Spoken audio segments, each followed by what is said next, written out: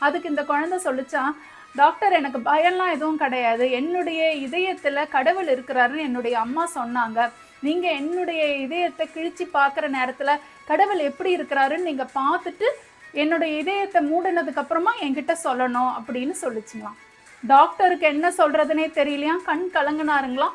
அந்த குழந்தை கிட்ட அந்த நேரத்துக்கு சமாளிக்கிறதுக்கு சரின்னு சொல்லிட்டாருங்களாம். அறுவை சிகிச்சை தொடங்குனாங்களாம். 1/2 மணி நேரமா அவங்களால அந்த இரத்த குழாய்கள்ல இருக்கிற அடைப்பை எடுக்கவே முடியலையாம்.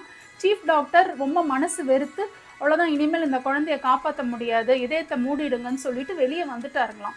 ரொம்ப மனக்கவலையோடு இருந்தாங்களாம். அப்போ ஒரு மருத்துவர் ஓடி வந்து, ஐயா அந்த அடைப்பு தானாவே போயிடுச்சு, சீக்கிரம் வந்து பாருங்கன்னு சொல்லிட்டு இந்த சீஃப் டாக்டரை கூட்டிக்கிட்டு போனாங்களாம். போனோன்னு பார்த்தா என்ன அதிசயம், அத்தனை குழாய்கள்ல இருக்கிற அடைப்பு போய் ரத்தம் போயிட்டே இருந்துச்சுங்களாம். உடனே அறுவை சிகிச்சையை தொடங்கி இந்த குழந்தைக்கு என்னென்ன செய்யணுமோ அந்த மருத்துவர்கள் செஞ்சு அந்த குழந்தையை காப்பாத்தினாங்களாம். மருத்துவர் அறுவை சிகிச்சை முடிச்சதுக்கு அப்புறம் அந்த தம்பதியினர்கிட்ட போய் சொன்னாருங்களாம், ஆப்ரேஷன் சக்சஸ்ங்க, இனிமேல் குழந்தை வந்து எந்த பிரச்சனையிலையும் மாட்ட மாட்டா, தப்பிச்சிட்டா அப்படின்னு சொன்னாருங்களாம். இதை கேட்ட அந்த பெற்றோர்களுக்கு ஒரே கண்ணீர் தானா. மருத்துவர் காலில் விழுந்து நன்றி சொன்னாருங்களாம்.